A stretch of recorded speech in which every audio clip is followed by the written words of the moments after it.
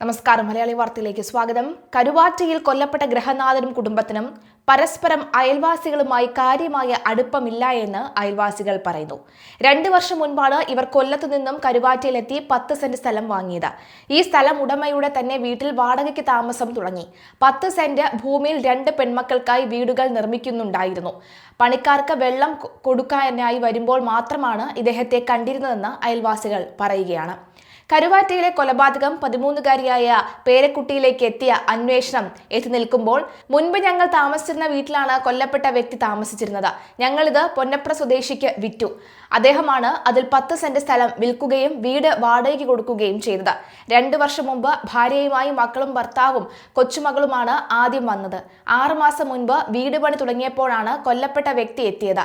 ആർക്കും അയൽവാസികളുമായി അടുപ്പമില്ലായിരുന്നുവെന്നും തന്റെ വാർഡിൽ ഈ കുടുംബവുമായി മാത്രമാണ് പരിചയമില്ലാത്തത് എന്നും സ്ഥലത്തെ പഞ്ചായത്ത് അംഗം പറയുകയാണ്. അടുപ്പമുണ്ടായിരിക്കാനുള്ള അവസരങ്ങൾ അവർ മനഃപൂർവ്വമായി ഒഴിവാക്കി. എന്തെങ്കിലും ആവശ്യത്തിന് വീട്ടിൽ ചെന്നാൽ വാതിൽ പോലും തുറക്കില്ല എന്നാണ് പഞ്ചായത്ത് പ്രസിഡന്റിന്റെ പ്രതികരണം. എന്തായാലും എല്ലാവരും ഞെട്ടലിലായിരുന്നു.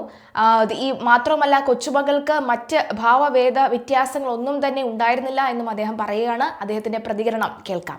ഇവിടെ ഒരു സുഹൃത്തുമായി എത്തുകയും വീടിനകത്തേക്ക് കയറാൻ സാധിക്കുന്നില്ല, വീട്ടിലേക്ക് വിളിച്ചിട്ട് ആരും കതവ് തുറക്കുന്നില്ല എന്ന് അയൽവാസികളെ അറിയിക്കുകയും അയൽവാസികളെ അറിയിച്ചതിന്റെ അടിസ്ഥാനത്തിൽ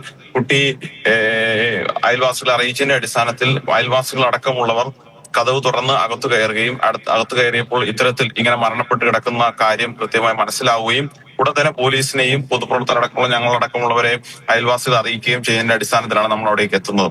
അവിടേക്ക് എത്തി പോലീസ് അടക്കമുള്ളവരുമായി അകത്ത് കയറി പരിശോധിക്കുമ്പോൾ കൃത്യമായി ഈ പറയുന്ന രീതിയിൽ അവിടെ കൈകാലുകൾ തമ്മിൽ ബന്ധിപ്പിച്ച് കഴുത്തിൽ ബെഡ്ഷീറ്റ് കൊണ്ട് ചുറ്റിയാണ് അവിടെ ഈ ശിവൻകുട്ടി എന്ന് പറയുന്ന 65 വയസ്സുകാരൻ മരണപ്പെട്ട് കിടക്കുന്ന സാഹചര്യം നമ്മൾ കണ്ടത്.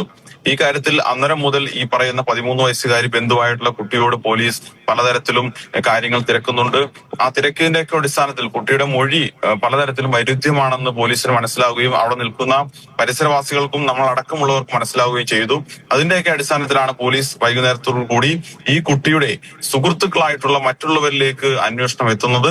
ആ അന്വേഷണം എത്തിയതിന്റെ ഒക്കെ അടിസ്ഥാനത്തിലാണ് ഈ പറയുന്നത് പോലെ കൃത്യമായി ഈ ഇതിലെ കുറ്റവാളികളായിട്ടുള്ള ആളുകൾ ഈ കുട്ടിയുടെ സുഹൃത്തുക്കളാണ്. അതിൽ പണം അപഹരിക്കുക എന്നുള്ളതും സ്വർണം അപഹരിക്കുക എന്നുള്ളതും അതിനോടൊപ്പം തന്നെ ലഹരി അടക്കമുള്ള വസ്തുക്കൾ ഉപയോഗിച്ചിട്ടുണ്ടോ ഇല്ലയോ എന്നുള്ള കാര്യത്തിലൊക്കെ വരും ദിവസങ്ങളിൽ പോലീസ് കണ്ടെത്തേണ്ടതായിട്ടുണ്ട്. പോലീസിന്റെ അന്വേഷണം നല്ല രീതിയിൽ മുന്നോട്ട് പോകുന്നുണ്ട്. 24 മണിക്കൂറിനുള്ളിൽ തന്നെ ഈ പ്രതികളെ കണ്ടെത്തുന്നതിനടക്കമുള്ള കാര്യങ്ങൾ കഴിഞ്ഞിട്ടുണ്ട്.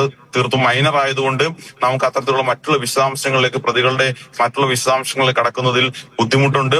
എന്തു തന്നെ ആയാലും വലിയ തരത്തിലുള്ള നാടിനെ ഞെട്ടിക്കുന്ന നമ്മളൊക്കെ വലിയ വലിയ ബുദ്ധിമുട്ടോടുകൂടി കാണുന്ന ഒരു കൊലപാതകമാണ് ഇവിടെ നടന്നിട്ടുള്ളത്.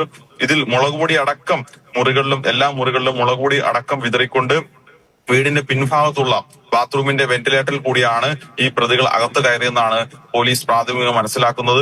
എന്നിട്ട് മുൻവശത്തെ വഴി ഒഴിവാക്കിക്കൊണ്ട് CCTV അടക്കമുള്ള മുൻ ഭാഗത്തെ മെയിൻ റോഡിന്റെ വഴി ഒഴിവാക്കിക്കൊണ്ട് അവിടെ CCTV അടക്കമുള്ള ദൃശ്യങ്ങൾ പതിയും എന്ന് മനസ്സിലാക്കിയ പ്രതികൾ വീടിന്റെ പിറകുവശത്തുകൂടി കൃത്യമായി വരുന്ന സാഹചര്യമാണ് ഉണ്ടായെന്നാണ് മനസ്സിലാവുന്നത്. അത്തരത്തിലുള്ള കാര്യങ്ങളാണ് ഇതിൽ സംഭവിച്ചിട്ടുള്ളത്. അത്യന്തം വേദനാജനകമാണ്. ഇത്തരത്തിലുള്ള കൊച്ചുകുട്ടികളടക്കം ഇത്തരത്തിൽ കുറ്റകൃത്യത്തിൽ ഏർപ്പെടുന്നത് നമ്മളെയൊക്കെ നാടിനെ ഞെട്ടിക്കുന്നതാണ്.